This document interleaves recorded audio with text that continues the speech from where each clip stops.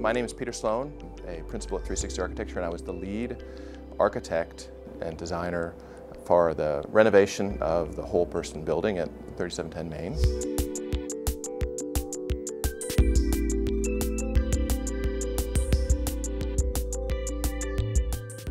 It was an extraordinary project for our firm and me personally because it was really about transforming something into a use that perhaps couldn't be imagined by many, and we think has merit for even more. The building here, a very historic building that was really dilapidated for a long time. It was originally go back from 1929, was a textile factory that actually made men's underwear of all things. And it's a really great building that just needed a little bit of love, but with any historic building it required a lot of thinking, and particularly for a use for the whole person, which really was about finding users that had a universal design need that would be supportive and encouraging and ultimately be a demonstrative example of what they're wanting to promote within the community, within their own clients, and even with their own staff. It really began as a very collaborative effort to try to look at the building and understand what the paths and how to support that, maintain the historic aspect of the building, because part of the process was going after historic tax credits. More importantly, at the end of the day, we wanted to create something that was extraordinarily happy and something that was joyful, that celebrated life beyond belief, that ultimately had opened its arms to anybody that wanted to walk in the building. And a big part of that was creating a whole bunch of spaces on the first floor that were really geared towards the community. A series of various conference rooms that are consultation rooms, a community room that were bright and vibrant, that really allowed anybody to walk in the building to understand that no matter who you are was something that was really, really important. Every thought through this building was intended to be about how do we let the building speak to the users come in and have them understand that this is a special place that is actually not so special that it can't be done anywhere else.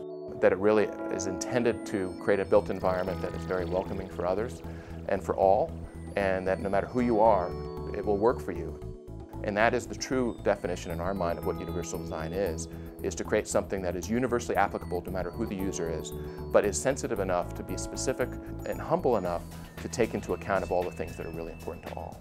One of the big decisions we had in the building had to do with putting underfloor access and underfloor air in the building, which was initially a small premium to make that in the building, particularly for an adaptive reuse type building, but it really paid dividends because it allowed us to do many things. It allowed a much quieter environment because it delivered air as quietly as possible. It was also very cost efficient from an energy perspective, which was a big important kind of criteria for this building. We wanted to be very green and focused on sustainability in some of the decisions. So that was a big piece. Finding some lighting that was well illuminated and creating an environment that was bright but not over bright. There's a lot of natural windows that we sort of worked in together, but all the lighting was done really with understanding of all the different light levels that were necessary for all the users.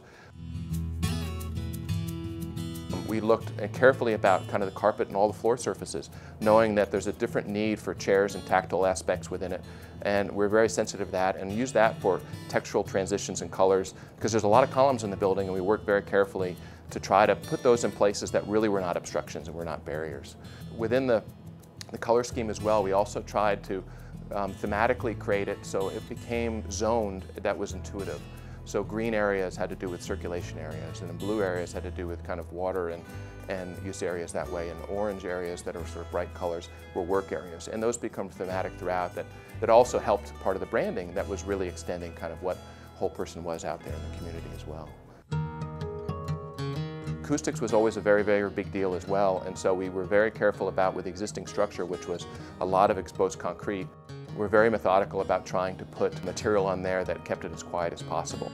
Other interesting decisions had to do with just trying to create doors and entryways that required low or no dexterity, removing doors from kind of the restroom areas and sort of making sure that that worked well.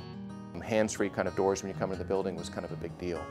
Organizing the parking lot outside in a way that really the ramp is really the main entry and the stairs are kind of the side entry as opposed to what most people have done.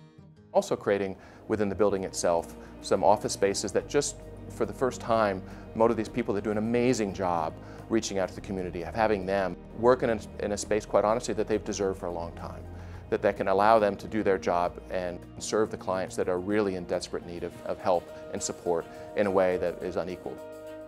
One of the big decisions that we had to make, and it was talked about a great deal, and goes back to the importance of creating a community room that would allow functions and outside users to come in and use that so they could understand the whole person in a great way. And within that room, working with another one of the many partners that worked on this project, Global Prairie, created a wonderful storytelling board that told the story of kind of the disability rights movement throughout the whole piece, that really is, again, is all about a tool to help people understand where they are today and, more importantly, where they need to go. Connecting people with disabilities to the resources they need.